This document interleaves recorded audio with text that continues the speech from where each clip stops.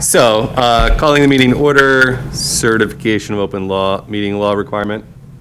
Mr. Austin, welcome. Nice to see you. Did you give the media the slip? Pardon? Did you give the media the slip? Yeah. Okay. Do you have any Good man. extra? Let's see here. Do you have an agenda for this one, or would you? No, I don't. That was even better. And there's that, and I'll let you. Thank you for I just called the meeting to order, but if you want to kind of run us through the.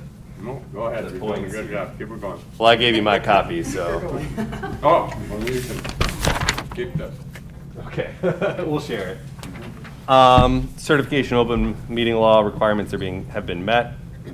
Did anybody not get the minutes sent electronically prior?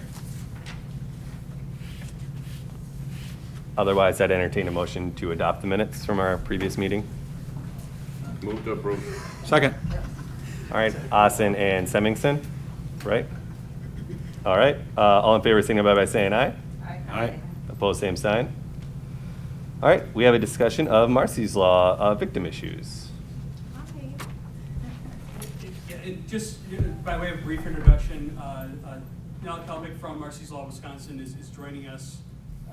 Do the microphone, I think, right? Yeah, can't hear nothing without this. Okay. Yeah, we're really fortunate to be joined by Nella Kelpick, who's the director of Marcy's Law Wisconsin. She's had conversations with Sheriff Semmingson and me about kind of in the run-up to the adoption of Marcy's Law, and she's been a really valuable resource for my office in kind of discussing how Marcy's Law reforms what we're doing, and also has given us some ideas for how to take this even further. So she's going to introduce herself, discuss her role with Marcy's Law, kind of give an overview of Marcy's Law for those of you who aren't maybe as familiar with it as law enforcement or folks who work in the courts might be, and just kind of open the floor up, I think. So I'll turn it over to Nella. Well, thank you so much for that wonderful introduction. Nella Kelpick, I apologize to those who are seeing my back here, so I'm so sorry about that. But thank you so much for having me. What a wonderful, wonderful place this is, and I learned since I moved to United States and learned how to drive, because I did not know that until relatively recently. I fell in love with county roads. And I don't know what your experience with that is, but I can tell you the other day, and maybe not something I should share, but on my way to Green Lake County, I was driving and I just got mesmerized with lake, and it was so beautiful, and I started like looking there only to realize that I should actually put stop on my brake. But it's that beautiful here. So thank you for having me.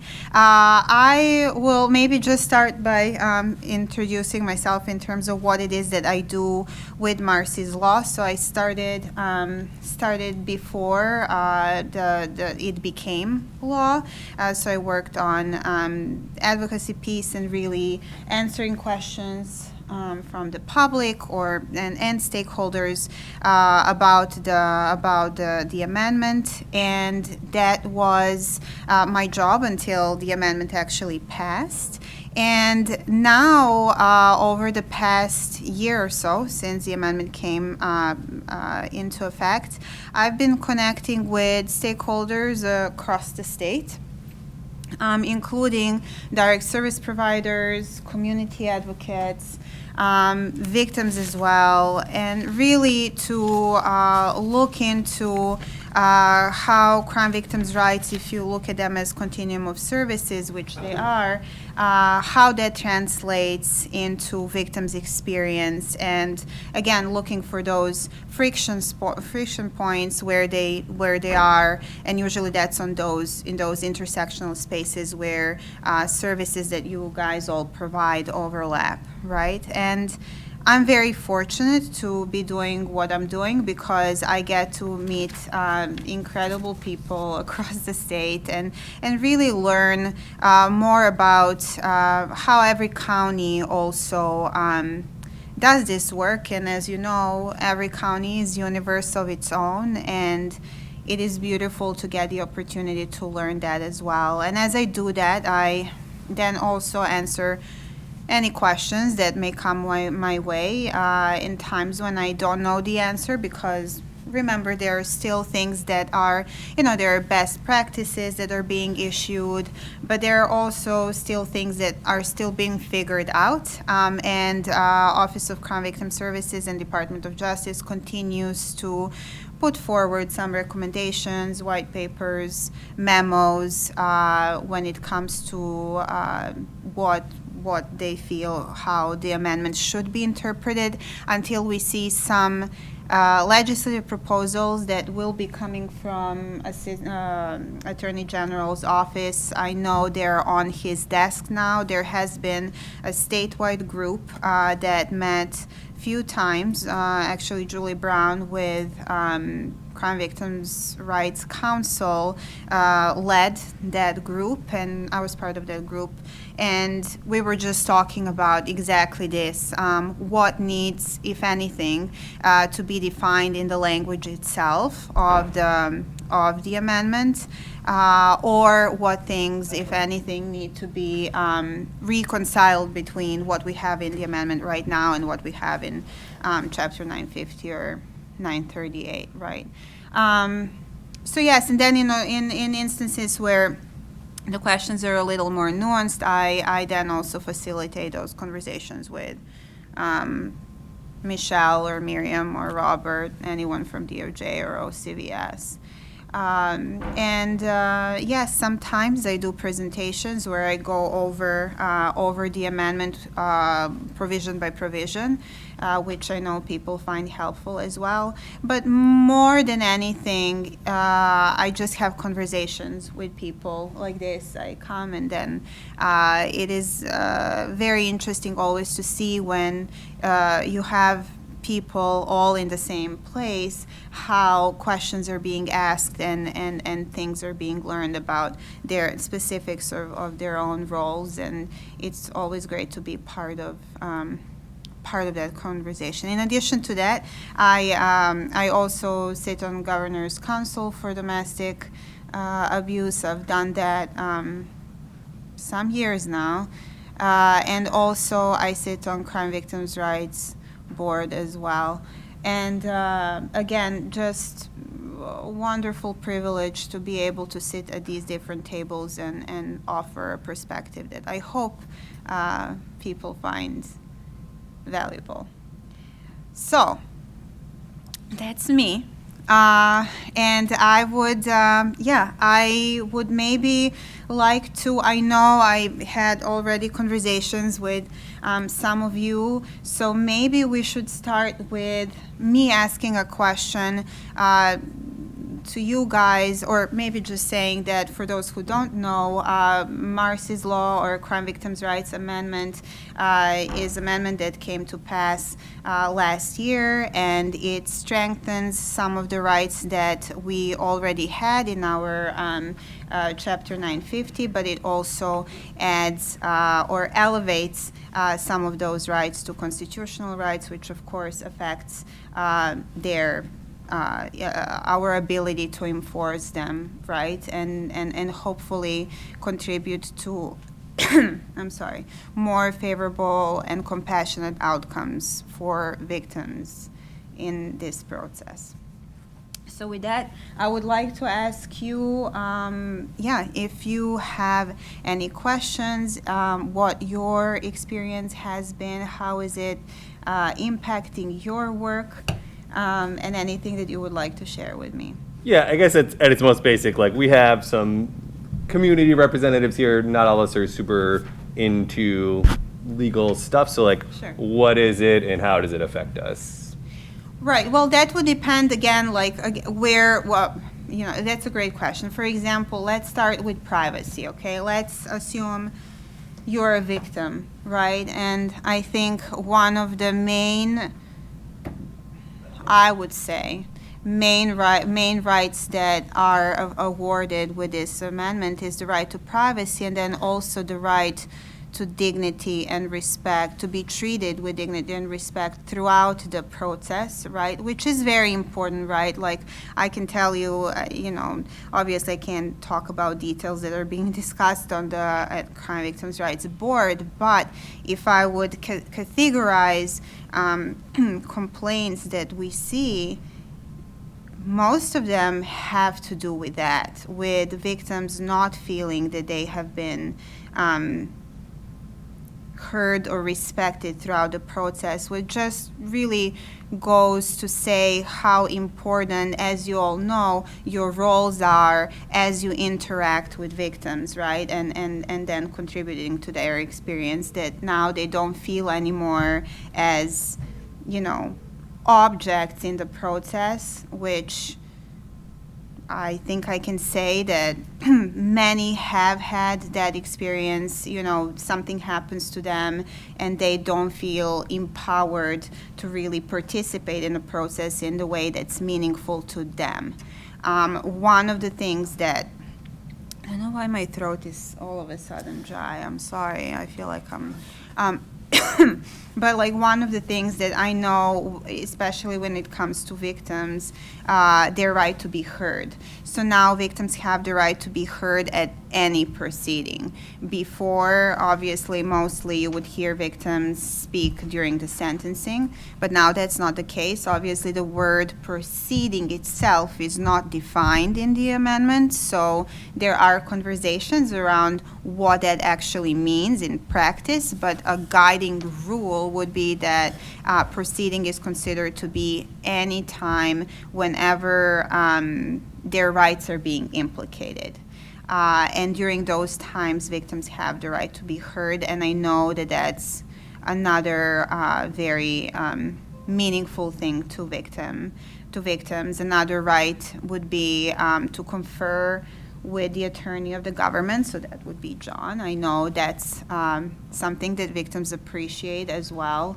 In instances where we have minors who, where families are not representing their best interests, we have ways how to really get someone else to represent that child at the court and remove that family from representing those children, which is another thing that is meaningful. So I think, obviously, I didn't cover everything here, but those are the first. Oh, and the privacy that I said initially, I think that's a big thing, and that's one thing that I know, as direct service organization, it's something that you and law enforcement have to deal a lot with. And the one thing that I think not everybody knows about that is that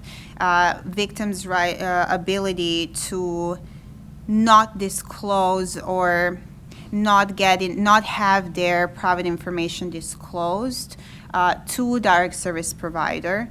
So now victim has the right to say, no, I don't want my information shared with, because before the practice was that when there is a victim and when law enforcement answers the call, that information is automatically shared with direct service provider, but now victim can say, no, I don't want my information to be shared anymore. And the reason why that is meaningful to victims is because, for example, just a couple of weeks ago, I was talking to one of the legal advocates whose child has been assaulted, and they did not want that to be known in their county. And so they actually had a venue. They were able to not disclose that information so that no one else finds out about that, and they went to a different county to seek help. So that's thank you so much. I don't know why. So that's one of the reasons why that privacy piece is important. But something, like I said, that not everybody knows is that actually that was a recommendation that came from Crime Victims' Rights Board in 2019, where they recommended that victims always be asked whether they want their information shared or not. But I think it was only after the amendment actually passed that kind of came, more attention was being paid to that. And one more thing that I think I should mention. Some of you probably know that Marcy's Law, generally speaking, is a nationwide movement to strengthen and or add more rights for victims of crime in state constitutions. And whatever we have here in Wisconsin, it really is a Wisconsin language. So we worked very hard for a few years, consulting with Office of Crime Victim Services, law enforcement, victims, advocates, to really come up with language that's meaningful to Wisconsin. So that's another thing that I think maybe not everybody knows. And now I apologize, I have to drink some water. But Give you a chance to drink some water. yeah, I and don't can know explain what the happened. Real-world application Yeah. in the county. Maybe so you can turn the microphone on as I see people are appearing remotely and Oh. make sure everybody can hear you. So part of what, like, as a domestic abuse advocate, that's my day job. And I am a direct service provider that she referred to, and she was able to meet with some of my coworkers today while I was in the other meeting. But if a victim of crime, of domestic violence, sexual assault, child abuse, human trafficking, any of those, that's what we work with at our agency, have an interaction with law enforcement, and then it reaches even the prosecution level. In the past, we would automatically get that person's information, and our policy, as set between an agreement with the district attorney's office, the sheriff's department, and with our agency, was we would get it all and then we would make these calls. Not everybody wanted that call. Some people are at a different place emotionally after victimization, and it kind of felt like we were being foisted upon them. And you know, they didn't ask to be a victim, they didn't choose to be a victim, and suddenly the system is imposing its will on them in so many ways. And so when she said that this was coming back from victims, it was something we experienced as well. We'd call and we'd offer services, and they'd be like, oh God, one more person calling me, you know, and sometimes it would maybe be that one thing too many for them. And so the relationship that exists now is referrals come from law enforcement on the scene. You want to talk to an agency, and then if they want to, then they do. If Robin, when she's talking with victims and says, you know, do you want to, you know, reach out to them, do you want to have them call you, do you want them, and giving them control over their experience within the system versus the system dictating how they're going to be assisted.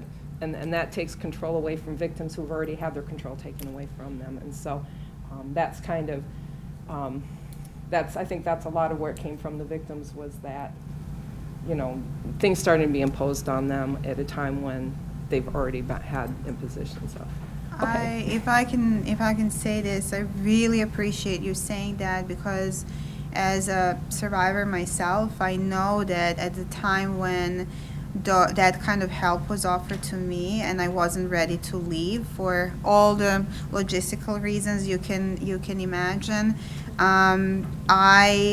I left when I was ready. And I really think that and this is my personal commentary, I think it is very important that we, in our effort to empower victims, we really need to do that by giving them that power to make those decisions while making sure that we are informing them of the options and everything they have. And so back to what you were saying, I think one of the things that, for example, comes up often in my conversations with different counties is, okay, what kind of conversations are happening between law enforcement and victims on site, right? And part of that is, how can law enforcement talk about direct service providers in a way that victims will really understand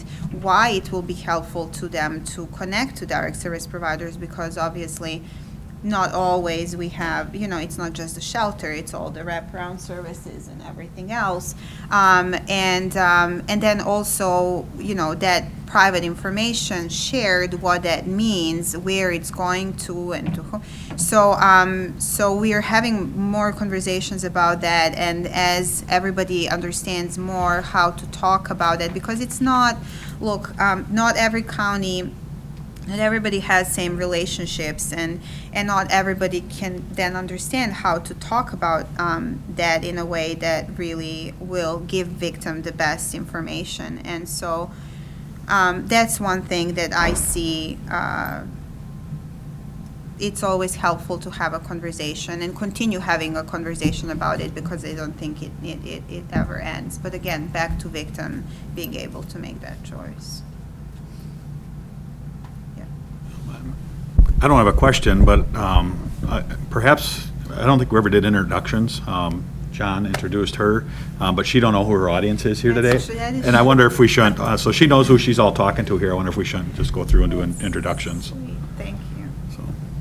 So, and her and I have met, even though she I maybe think got you will busy never since then. forgive me for that. But that's okay, So- I deserve it. But Sheriff Semmingson. Thank you. Sally Miller. I will not forget your name. I'm in the capacity of county board supervisor though, so. Adam Trunzo, University of Wisconsin Extension. John Rossi, Vice Chair.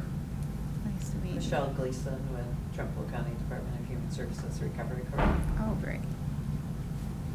We met. And Brad Key Judge. yes, nice to meet you. Ashley Berg, Judge's Office. Deb Sukla, Human Services. Tanya Niederkorn, Jail Administrator. Well, thank you. I appreciate that. And then can we hear the folks from remote? Oh, I didn't even realize. Harlan Reiner, Chief Deputy with the Sheriff's Office. I can't hear anything. Wayne Opitchka with Human Services.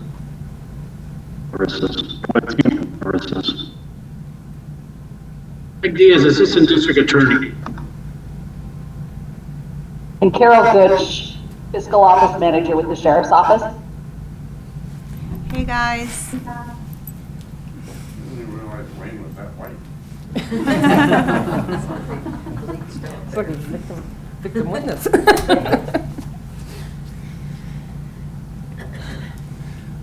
Yeah, so that's kind of another thing that I'm hearing that is helpful. Police reports, for example, how information is being collected. So now the recommendation is to include email. So for victim witness, we're doing early notifications now, because victims have right to be heard at any hearing. They're doing early notifications, and having that email is helpful in reaching victims. I also know that open records, that there were many questions over the past year about that, and I know there is a memo. Last time I checked was a couple of weeks ago, so unless something changed in the meantime, the memo is just about to come out from Office of Open Government that will address most of those questions that have been asked over the past year when it comes to, as it relates to open records. So when you say that, is my understanding it, because my former career was as a journalist, once a case is closed, then we have access, we can do an open records request and get the details of the case. Once a case is closed and has been resolved, will this address that piece where you could get victims' names and information? In Illinois, we could do that. Sure. So they're going to. I don't know what the answer to that is going to be, but I know that they will be addressing that in that memo. I do know that one guiding principle, generally speaking, is that every case should be assessed on case-by-case basis, so to speak. Weighing out what public's right to know the information, which they do have, obviously, but then also victims' right to privacy, and then assessing that on case-by-case basis, and also to what extent we are sharing the information. So if, for example, there is a traffic accident when somebody dies, do we need to really disclose details of how somebody died, or we can just say somebody died? Do we need to maybe contact family first before they read it in the paper? Stuff like that. That's kind of a general rule, so to speak, how to handle that. But I am, like you, curious to see what exactly they will address in that memo, and that will be like a statewide kind of guide that everyone can refer to, and it will provide some uniformity in terms of how this is being interpreted. Because I know that, understandably so, different offices, different counties interpret it in different way, and of course they do have freedom to, certain extent to interpret it in different ways, but it's also helpful to have some uniform guidelines or guidance that now we will have. So I think that's a great update statewide.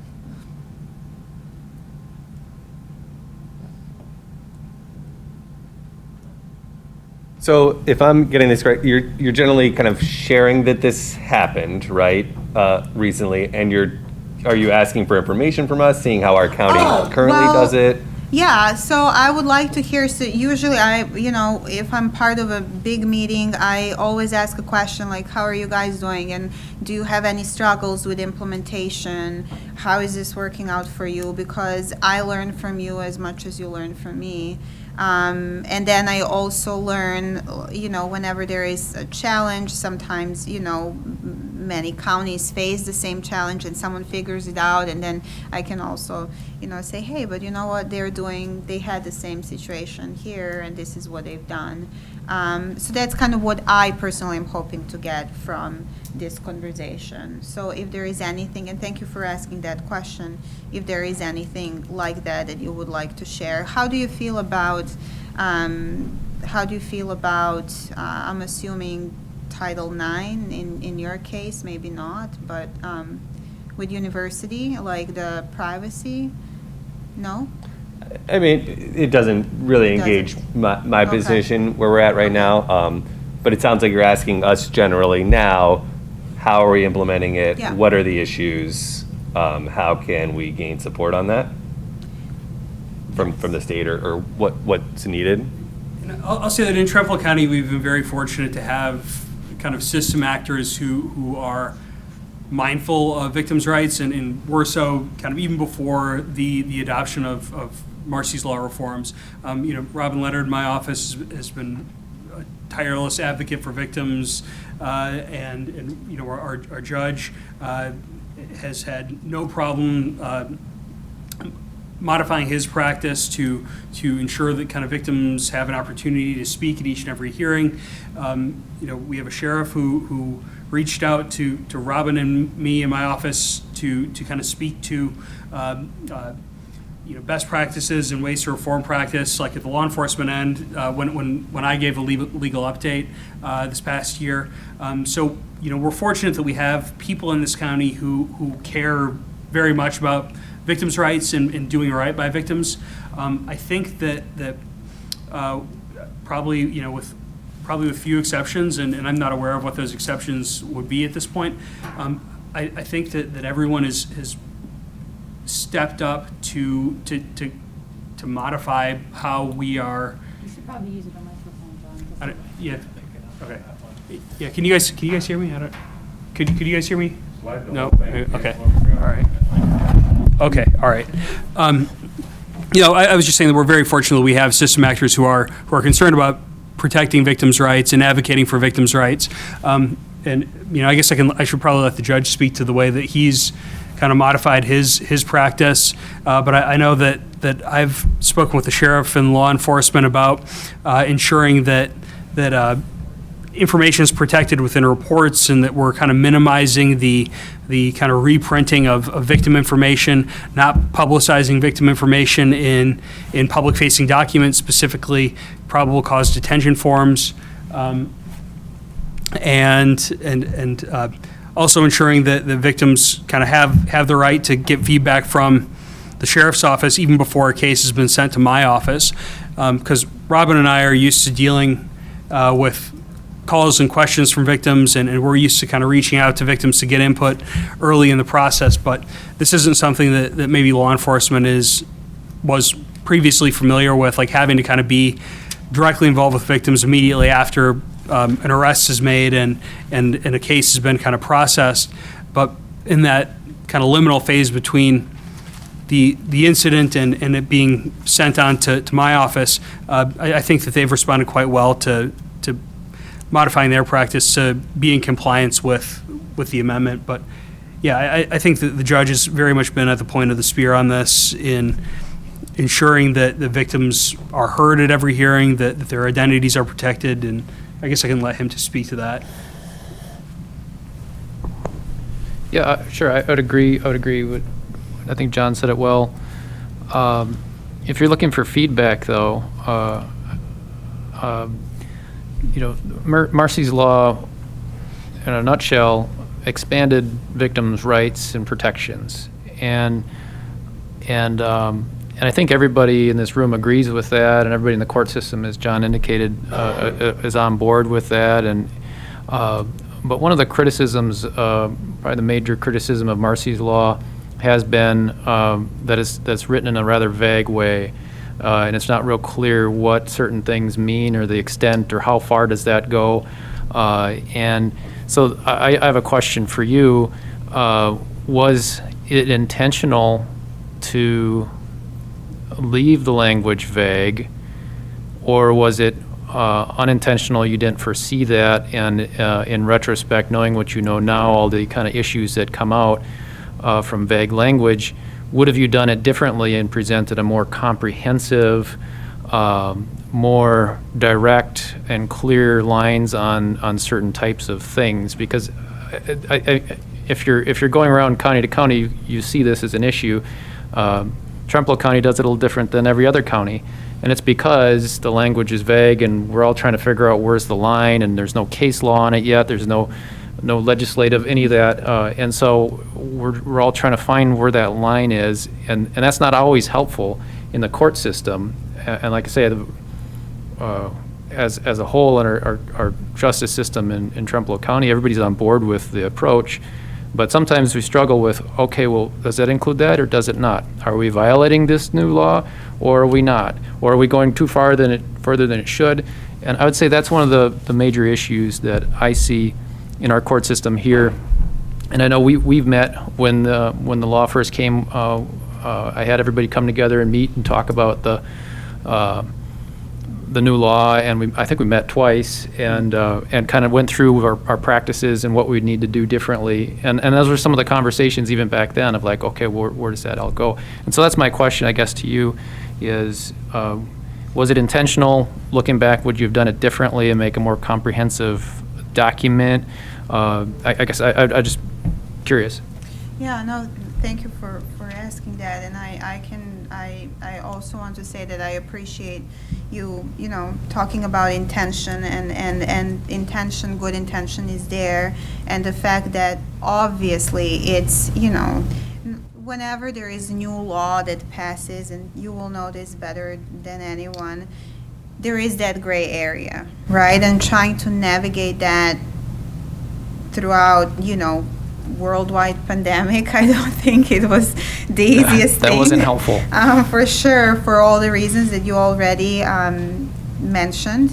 So I would just like to acknowledge that. I can't speak to the actual process of the drafting of the legislation. I was not part of that, but I can say that it was drafted with input, like I said, from state stakeholders, and some of those words that are a little vague there may or may have not been there on purpose. I can't speak to the extent of that purpose. Yeah, But and what I can say. Can I interrupt Oh, you a yeah, second? yeah, sure. And just say, I'm not trying to come, I hope you're not feeling defensive here and I'm coming to Did I attack. come defensive? No, I just want to make sure I'm not coming down on the drafters of this. I was just more thinking, was that the intention so that you give each county more flexibility to fit how they do things? Or was it something that once this really rolled out, it was like, wow,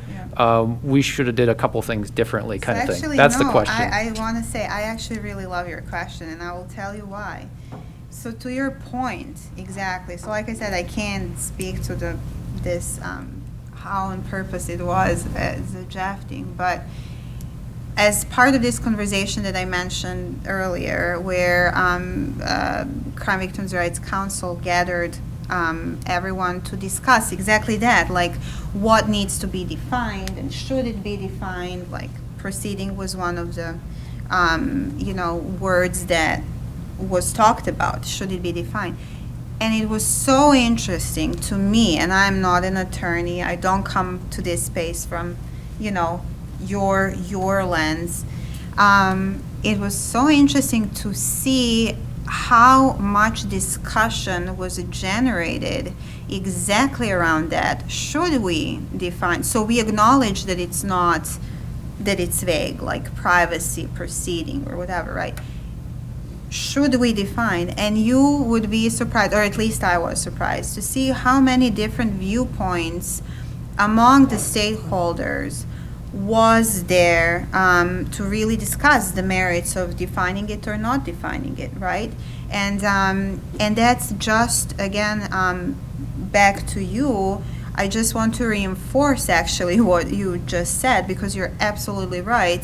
And I don't have the answer to that, especially because of that reason, because I think we can talk about, why something should or shouldn't be defined. And we will know now with Attorney General, he will be putting forward some legislative proposals to probably define some of the words or, reconcile some of the, I don't know what those are going to be, but that has been a conversation over the past 1 year that everyone is curious to know the answer to.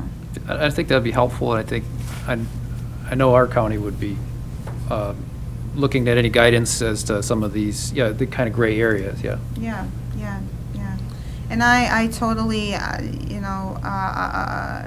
understand how difficult, it is to navigate this, again, with all the circumstances that we had over the past year. So thank you for, putting an extra effort to try and figure it out. I know that was a while ago. Amber Peterson put out that memo for judges that I hope you found helpful. She's great, but everyone is looking for that uniformity, I guess. So. And so, is it safe to say that it is the ultimate intent to kind of have some uniform best practices throughout the state at some point once things have been sorted out? So here's the thing, I can't, just to make it clear, I don't speak on behalf of anyone, but I can say this, that I know that Office of Crime Victim Services and Department of Justice have been doing a lot of work in, putting out what best practices would be and some recommendations there, but a lot is left yet for courts to kind of, build the case law and do. So there are some missing pieces yet that just time. It will just take time, and then we are all hoping that at some point, by doing all that, by figuring out those pieces, we will come to some kind of uniformity that's more natural, rather than someone specifically saying, hey, this is exactly what you need to do, rather than issuing best practices like guidance. Does that make any sense, what I'm saying, or not? Brian, is there a specific aspect of it that, I mean, what I do is real simple. I work with victims and do what they tell me to do. But is there some, like, aspect of it that is causing a glitch? Well, maybe I'll just throw one example out there would be like the word proceeding. What is a proceeding? And the way it's used. Let's say, for example, that you want to have your case rescheduled and you're the victim in the case. Historically, the attorney would make the request and they check in with the state. Does this work for your calendar? And check with Ashley and just go ahead and we'll move that date because it didn't work for somebody for whatever reason. That's how things used to be. But now I believe the guidance interpretation is that could mean a informal scheduling conference. So now the victim needs to be contacted and participate and have a voice in whether or not there's participating in this informal rescheduling that in the past they would not have been involved in. And there's no clear guidance on that. That's gray area. And so from our office perspective, we don't want to be violating the law, but at the same time, we don't want to be going beyond what it's supposed to or meant to be. And so that's just one example, I think, of that we see where it's like, okay, well, is that a proceeding? Is that not? It's one thing if it's in court and it's on the record or even in court and not on the record, but when one attorney calls the judicial assistant and says, hey, I need to move this, I accidentally double booked myself. And that's one of the issues we've seen is like, okay, well, now we have to have some sort of formal, everybody's got to get their heads together and have a voice be heard, even though I'm not even involved in an informal reschedule. Is it still a proceeding? So that's just, I guess, one example. Yeah, and I can see the implications of that, just how a victim would feel too. So yeah, I can see where that gray area would become sticky. Yeah. And we've, so kind of in the lack of explicit guidance, we've tried to adopt local rules or local policy regarding victim notification and kind of restricting attorneys' abilities to kind of reschedule at a whim without giving us an opportunity to provide notice of reschedule. And are we saying 48 hours for requests to reschedule victim cases? So I mean, obviously emergencies happen and things come up, but in a lot of cases, if we can't provide victim notification, if a request comes in kind of after that 48-hour deadline, the judge will call the case and just kind of put on record the fact that this is being rescheduled for, X reason, because due to defense counsel unavailability or whatever, and we'll push it out to a different date. But I think that most defense attorneys have rolled with this new rule pretty well, and they've kind of made more timely requests for adjournments. Yeah, we're kind of making up local rules to try to comply as best we're able with the constitutional requirements. And there was that one hearing where I sat through 2.5 hours, and after I was the last person on Zoom, and the judge said, "Sally, what are you here for?" I thought I was here for a hearing, and the client wasn't able to attend, so asked me to attend on their behalf and notify them of the events to the court. And then finally, he said something was rescheduled. And then the next day, the client notified me that they had been notified later in the day, and so at that point, I wasn't sure, and I thought, oh wow, did the victim know this had been rescheduled? And so, yes, now I'm starting to see, yes, that is a sticky area. That would be. And I think one of the other things to balance too is, your background as a journalist too, and open records and to be able to access things. I'm seeing more requests to seal records than I've ever seen, and in ways that are kind of expanding, and it's almost to the point of is that too far? Because there needs to be a balance of public accessibility to records versus protection of victims, and there's no clear line drawn on where does that go to, or how far does that extend, and that balance, and so that just another example of an area that some clear guidance would be helpful, because how we do it in Trempealeau County, if you're a defense attorney and you've practiced in 5, 6 counties in the area, you're going to need to know exactly how each county does it, because each county's doing it a little different, because each county had their own stakeholder meeting and said, okay, this is how we're going to do it. And to know what you can and can't do, and yeah, until there's somebody appeals it and says, hey, you can't do that, which is going to take multiple years to get before we actually have a case and decision we can rely on. And so in the meantime, I think there's a bunch of these little areas that are just, and like I said, we've worked together and we have a process here, but I'm pretty sure no other county is identical to how we're doing it, and we're not necessarily following any other county. And so, is that good? Is that bad? You know, I provide legal advocacy in 5 counties, and I know different things from each county, and there is no consistency, and it does definitely create difficulties in advocacy and victim awareness of what's happening with the case. And you know, I have a flow chart. I do. I have a cheat sheet at my desk of what counties do what. And we're a one-judge county, Right.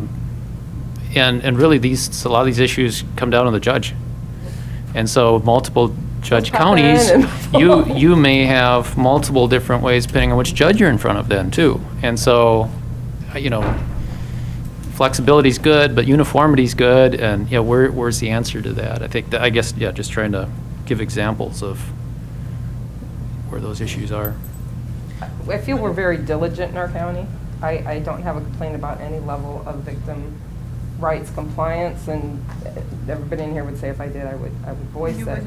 Yeah. She would. I get That's that. it's pretty well known. But, yeah, because I am passionate about advocacy for victims. But we do. We have a good process. There's other counties that I'm an advocate in that, you know, I have the victim rights complaint form like already with their county filled in at the top just for ease of use, you know. And it does worry me for victims in those situations. So consistency, definitely. I think now you're mentioning those things. Yeah, some of these things aren't happening in other counties. So what would you say, in your experience, what you see is kind of, if you can maybe give me an example of something, or where that consistency kind of is not there?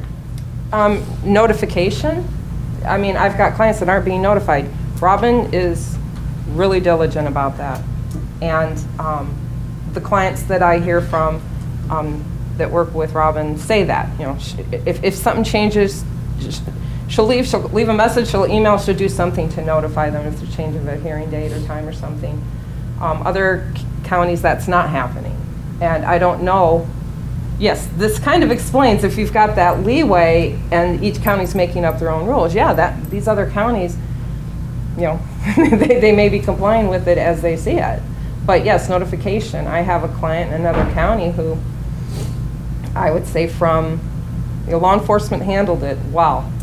The investigation and on-scene response was the first level and things went well. Everything after that was a mess. And we're 3 years after the incident in another county, and we are still trying to sort out what the complaint is, you know, because things keeps changing, and notifications of revocation of a diversion agreement or revocation of probation isn't even making it to the client. And you know, when advocacy is done to that county, this is how we do things, and he's like, well, you can't do that, you know. But maybe they can. I was not aware of it being able to be interpreted vaguely. Again, I'm not a lawyer, and my take on it comes from a different angle. But yes, perhaps that's, you know, because in this particular client's case, the re-victimization is happening a lot, you know, So I don't want to necessarily cut this conversation short. I do know that people probably have other stuff. I know it's getting close to 4. Does anybody have to cut out like right at 4 or 4:10? So maybe if there's a few other kind of closing thoughts or additional kind of key things that people want to talk about from Marcy's Law. I don't have anything further. that's good information. Well, thank you so much like I said, I always, I learn something every time, and it's really, you've brought great perspectives, and I think I always bring it back to togetherness, right? And your county, if I learned one thing about you guys, is that you're great conversationalists, and you're definitely great in working together, and I think that's where it all starts. I will say that what I saw in other counties that's helpful, and again, I understand and respect that every county is different, but places where people can come together and have conversations, something like this, whether it's CCR team or wherever else where people can be together and then just have that opportunity to talk, is always a good thing. People find it helpful, but by no means it's the only way how you can keep in touch. I think we just need to be patient and knowing that you're not alone in this, and we will figure it out. There are many people who are working,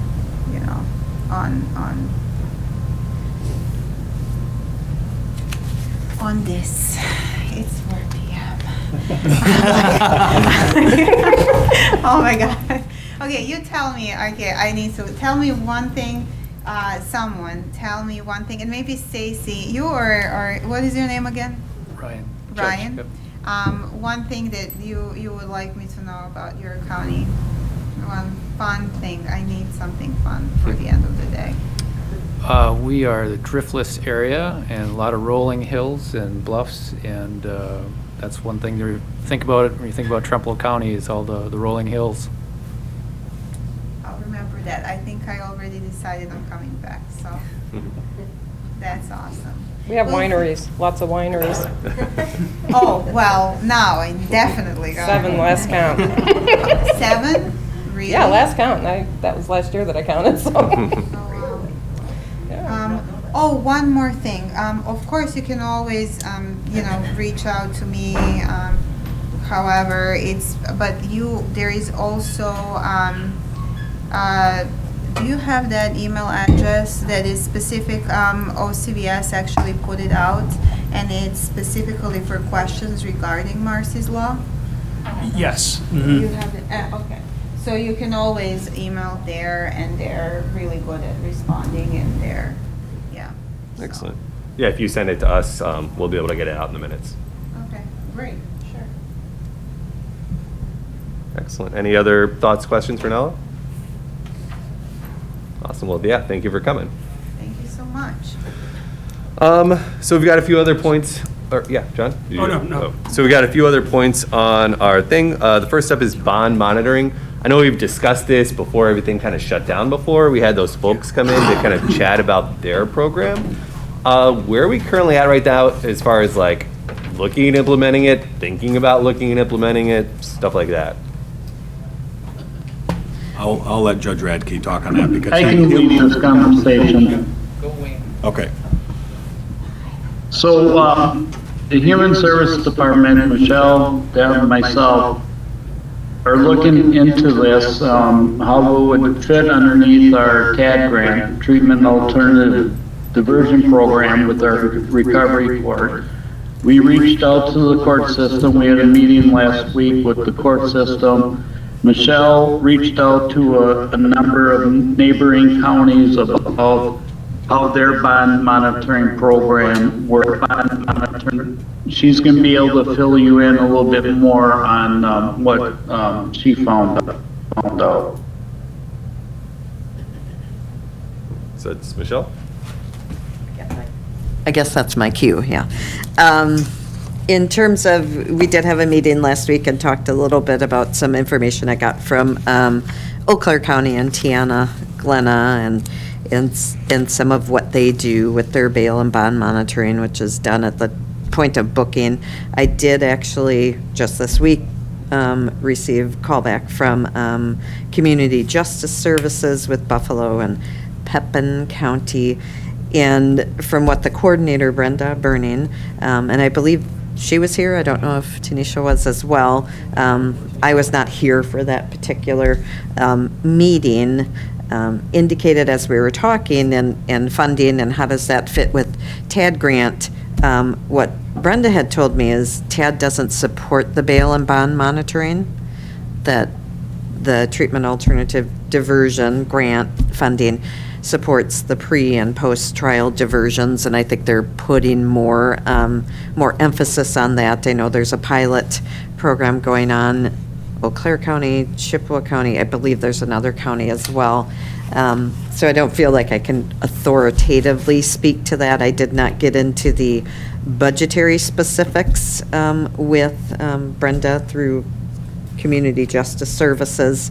I don't think I knew the correct questions to ask at that time in terms of how it's supported. What she had indicated is the counties themselves support the bond and bail monitoring at this time.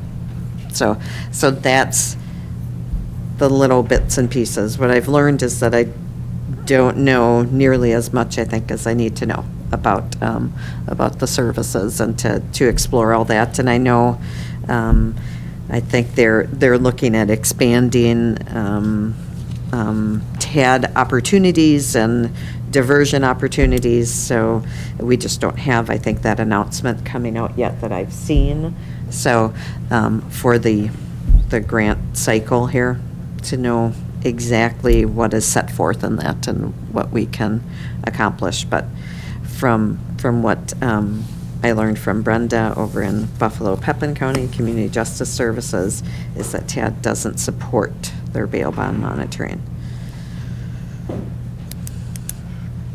Though they absolutely find it incredibly beneficial for their population. And I think Judge Radke has talked about seeing that himself when he's filled in over there, and just the positive impact it has made with the participants in their program. So, Yeah, I get assigned the Buffalo County cases a bunch, criminal cases in particular, and I've seen it firsthand, people going through it. And so I think it's a good program. If we had something like that here to kind of work together, complement our recovery court program, I think that'd be an excellent program. Michelle, when you talk to them, so their services, there's 2 caseworkers, or a manager and a caseworker in Buffalo Pepin, correct? correct. And are at least part of their wages paid for with TAD in the extent that they do some post and pre-trial diversions in addition to their bond monitoring? I can't speak authoritatively because I didn't get that deep into it. They did reference pre and post trial diversion programs. So otherwise, Buffalo County funds their program independently without grant funds. My understanding related to bail and bond monitoring. Okay. Are you able to dig into that a little further and just and get some more specifics of what it is that, I'm sure that's public record, what the county board puts in versus any outside funds as we look forward at this, as to what is it going to cost, what are the benefits, and so if this is going to move forward for the county, that we can have that information. Yes, and that's something our director at Human Services had mentioned to me yesterday when I received the information, is could we get the budget and the costs associated and see how this plays out. As I know, I think we all believe it could really benefit. It is a nice tool to increase that monitoring of individuals and reduce recidivism. That's really what Eau Claire County told me. That's what Brenda from Buffalo Pepin mentioned. They're seeing reduction and more compliance with what you expect when people are out on bail and bond monitoring. Less chances of reoffending as well. And obviously, we're just talking about victim services. Obviously, that's really important to have that strong monitoring. So I could see great benefits and and knowing the right questions to ask, and that's what our director was kind of coaching me on. What are some things we can ask and kind of find out specifically, so I can be a little bit more directive in my questions toward them about the funding process. And when we met last week, I talked, and Deb and John Seisha, yourself and Wayne were there, and I indicated that I talked to the sheriff in the past about having staff in-house to do drug testing in the future when the new facility is completed. And I talked to the sheriff today again on that and talked about that, and that is the plan, or that is a very much possibility compared to what we've done in the past, where we've outsourced it through a contract or utilizing our limited staff to do limited testing. And so I just wanted to just give that information that's still something that's very much. Yeah, if I could speak to that, we spent pre-COVID around $10,000 a year paying for someone to collect the test. There's still quite a bit of expense, around $15,000 plus for the cost of the cups, the lab, the hair follicle. So whoever collects it, there'll still be it won't be free to the county. There'll still be substantial cost to the testing program, but there could be a savings. And again, we would want to have a program that, again, during COVID, it's not what we'd like it to be, but we are constantly looking for a program that would allow randomized testing any day, because if you know you're not going to get tested on the weekend, you're not going to get called on this day, it's not randomized, it really isn't worth the cost of testing, because you're going to get what you expect to get. So whatever testing program we get for recovery court or bond monitoring or anything, it really needs to be highly randomized. Yes, I believe 7 days a week is essential for testing, and part of what we've done in COVID world is just increase the laboratory testing and oral fluids testing and implemented hair follicle testing. So to try to offset that we're not able to have our weekend tester in site. And I said this today in recovery court, that people don't always do what we expect them to do, but they will do what we inspect.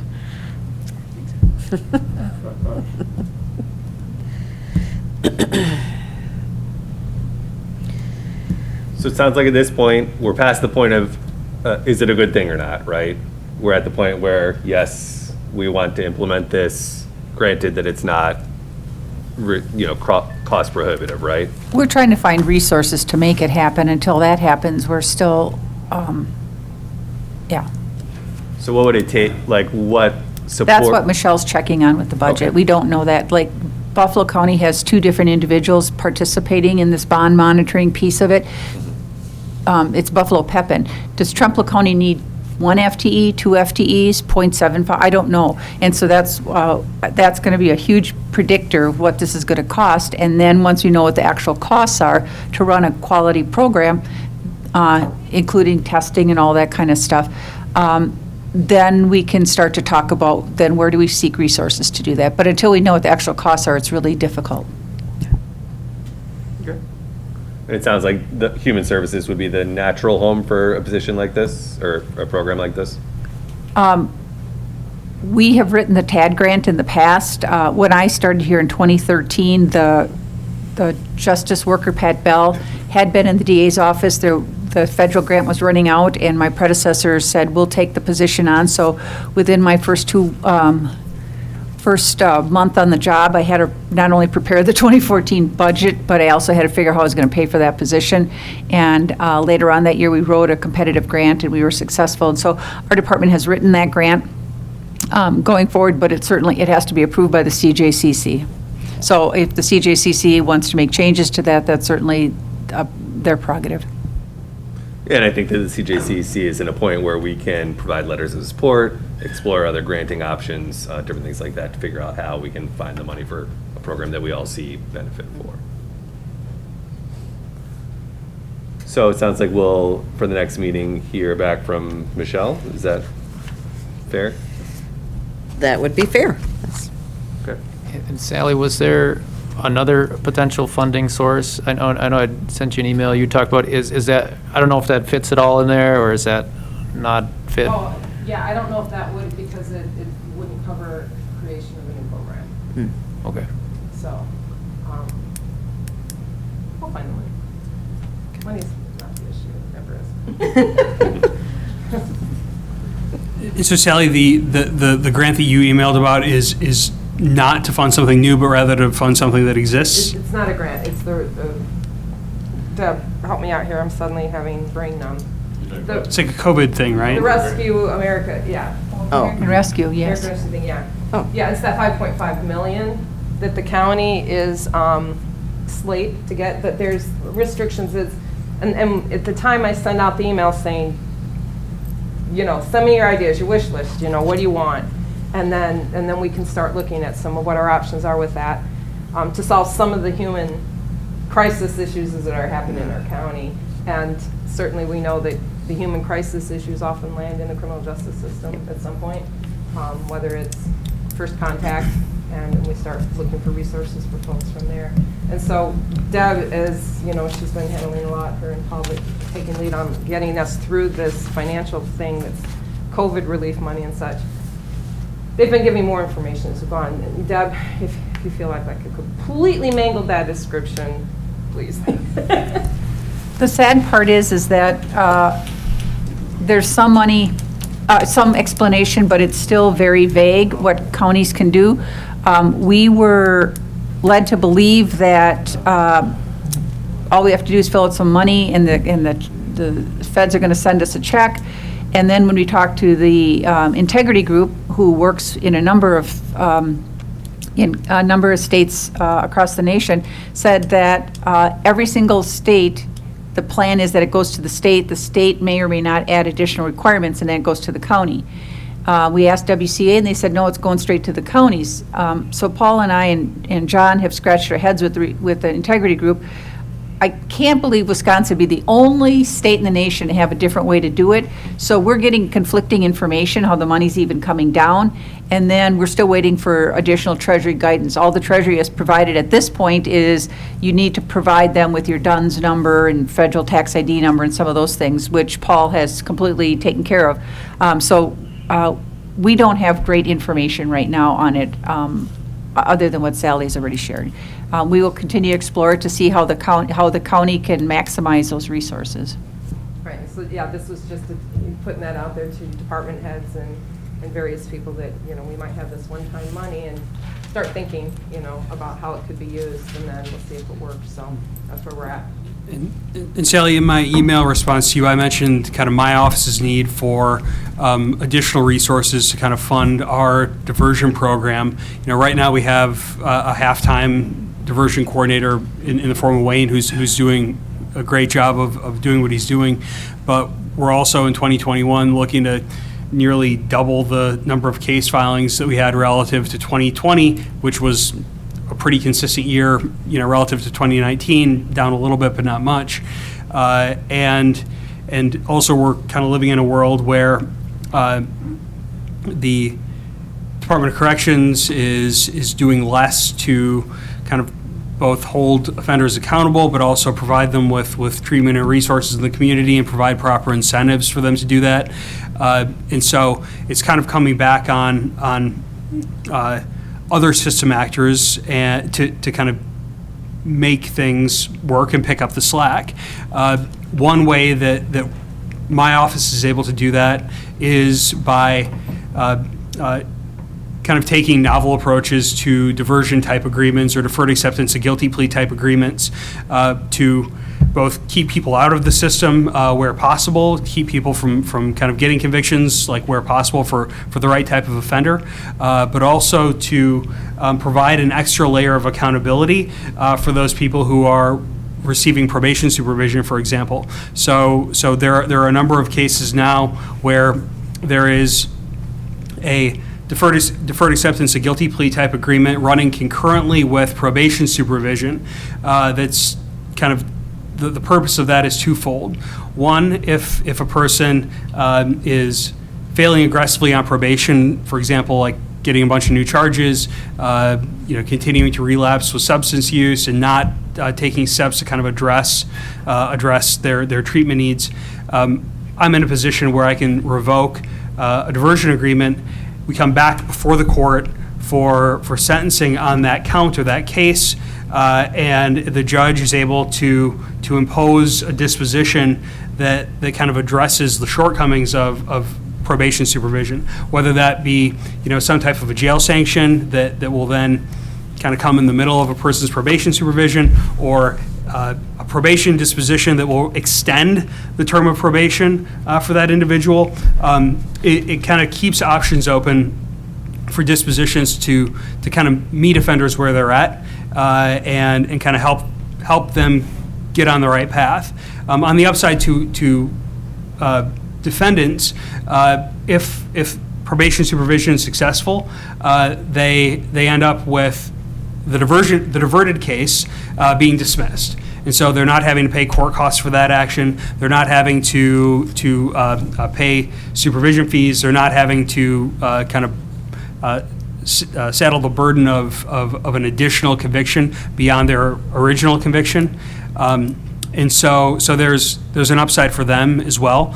The concurrent probation supervision, deferred acceptance of guilty plea supervision, from my perspective, is something that meets a lot of needs and that has a lot of upside for all parties, offenders, community supervision folks, victims in the form of accountability for people who might not be taking probation seriously, and we can revoke an agreement. There are a lot of good things to be said for structuring agreements in this way, particularly in an era where Department of Corrections is less likely to intervene with sanctions, kind of given the current their current policies regarding disciplinary interventions for rule violations or even new crimes. All of this is kind of a long-winded way of saying, like, we have a greater need for diversions than ever before. Even if we were just dealing with the caseload that we're dealing with now, we have an expanded need for it. But I think also, kind of given the current contours of the criminal justice system in Wisconsin, there's more need now than ever for diversion type programming, and we're kind of bursting at the seams at this point with one half position covering all of our needs. And so we're making it work for now, but I think that I will be remiss were I not to bring this to this agency's attention or this group's attention, and kind of put it on the table as a need that is now existing and will continue to be existing and probably more acute as the months pass. So I'd like to that's on my clarify, agenda. the position is currently in the Human Services budget. There is also, Human Services Department also has created several years ago a policy on cases, number of cases, and the type of cases that we'll take for diversion. Wayne and I have had some conversations about the numbers increasing, and so Wayne is putting together some data on what's kind of cases are we getting and what's contributing to the growth, so that we can provide better information on to what's going on in terms of the growth of that program. And how does it fit within the policy that the Human Services Board has approved? So we'll have that information going forward. I just don't have that today, but we recognize the same issue that John's talked about. Okay. Do you know if you'd have that for our meeting in 2 months? I plan to have that for the meeting, Human Services Board meeting in June, so that we can look at the policy and say, does the policy still make sense? Okay. And from what I'm hearing from John, it sounds like greater need for alternatives to incarceration is a key kind of area that we're looking at. Absolutely. And I mean, I know that there were back in 2017, 2018, some kind of directives agreed upon at kind of the Human Services Board level regarding diversions.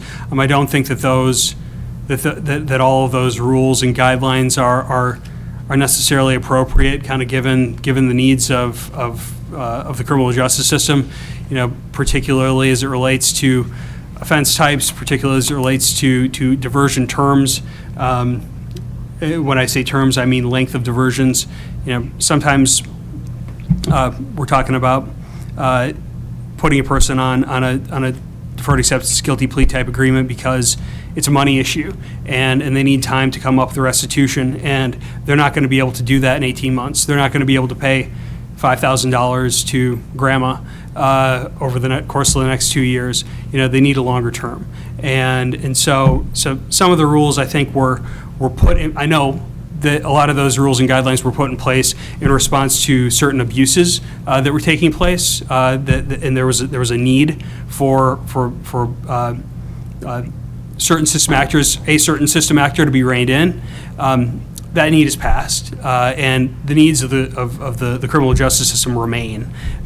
So would you say you might be able to get together kind of a condensed kind of listing of some of your thoughts on that to share with the I group? think that there's kind of two things that John and I are talking about. I think there's the diversion program that we have been operating for a number of years in Human Services with a pretty typical number of clients on average being served about 50 a month. That's been pretty typical going on.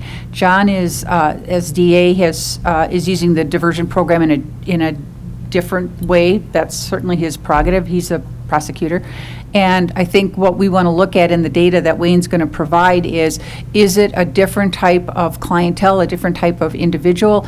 Does it fit the diversion program that's connected to Human Services? I mean, we kind of serve the guidelines are really defined for more of a low offender type of low-risk offender, which makes sense to connect with Human Services. If the program has grown to a different type of group of individuals, who are they and what are their needs? Does it make sense for them to continue to be served by Human Services? Should they be served in a different area? I think that's really what the question is there's been growth, and I think what I'm trying to get through the data is what does the growth tell us and what has grown and what has changed? Is it more of the same? Is it a different group of people?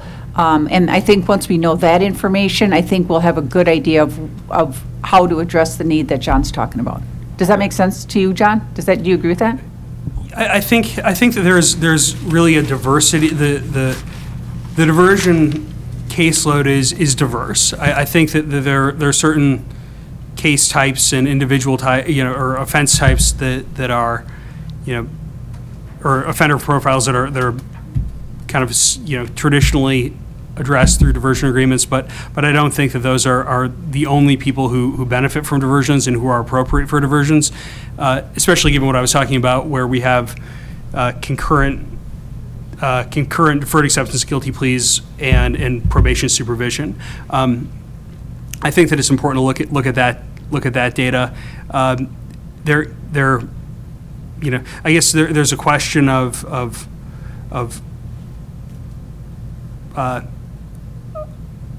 I think that the mission for Department of Human Services, for my office, for Department of Corrections, for all criminal justice system actors is the same. We want to deter recidivism. We want to hold defenders accountable. We want to protect victims' rights. We want to keep our community safer, and it's just kind of a question of how do we do that? So I don't think it's a matter of is an offender served by Department of Human Services. I think that all offenders could receive some benefit from the type of services provided by Department of Human Services. I think that most offenders receive benefit from the type of programming that Adam provides through UW Extension. I think that I don't think that you can say that just because a person is high risk and high need that their needs aren't addressed appropriately by DHS. I mean, to the contrary, that's exactly the offender profile who's served. We can define our mission. We've already written that as a Human Services Board. I think the question I'm trying to get at is how is this program expanded? Who are those individuals? What are their needs? And where are they best served? I don't know that. I mean, my question is speculation as to what those numbers could be. I don't know that. And again, we had a pretty consistent program around 50 individuals served for first 7 years I worked here. The last year it has expanded. What has caused it to expand? Who are those individuals? What are their needs? That's the data that we want to get, and so we can really figure out how to best serve them. I think is really, once you look at the data, I think that's going to really provide a lot of useful information, and from there we can figure out how they're best served. I don't want to guess how that is, because Right. we certainly serve a lot of individuals and in a lot of ways. But there's sometimes people have needs, again, if it's timing or other things like that, does that fit with Human Services, fit somewhere else? I don't know that answer. I Right. guess I just want to be open to saying it doesn't have to just be our model. Yeah, and so I think that, Well, obviously, I will be sharing it with Deb the next day or so, and we'll review it and we can discuss this further. yeah. So we'll have some more information. I agree with John's point. We have a mission, right? Reduce recidivism, increase public safety, serve our defenders, right? The question is, who's doing it, right? And how do we make sure that that happens regardless of departments or things like that? So it sounds like we'll have some more information and we have that goal in mind, right? So, we're running right up to it. So I think our best option is would anybody be opposed to inviting somebody like Rose Bayer or Tiana Glenna to our next meeting? We identified that as a high area of need. They're the CJCC coordinators in Eau Claire and Chippewa. To just give us some general best practices, areas that they focused on when they were kind of first coordinating. Is there any opposition to that? Okay, I will reach out to them. And that brings us up to setting our next date. So that would look at late July, potentially. I think Ashley's on for courts and calendar. Yeah, Ashley, do you have any initial thoughts? That timing will also work, I think, pretty good with the TAD grant, because again, whatever's submitted, assuming the Human Services Department is writing it again or taking the lead in writing it, we'll need everybody's help. We just want to make sure that we write what this body wants us to put in for the request. Because that was due in like Well, we haven't been given a date yet, but I think the end of July. I mean, there was a release of some information about how they're planning to expand the program a little bit to counties that aren't being served, or the types of programs that existing counties could expand to. There's some limited information on that, so I think there'll be more information coming out. So if we're looking at July, maybe in the week of the 19th to the 23rd, is there anything in there, Ashley, that makes sense? I mean, it seems like Thursdays or what is it today, Wednesday, like Wednesday or Thursday, somewhere in there? So Wednesday and Thursday of that week doesn't work. However, the following Wednesday, July 28th, we could do it 2:30. Well, I mean, that's typically how we go off of. That's fairly recent to now, and we've got pretty good numbers here. So 2:30 on July 28th.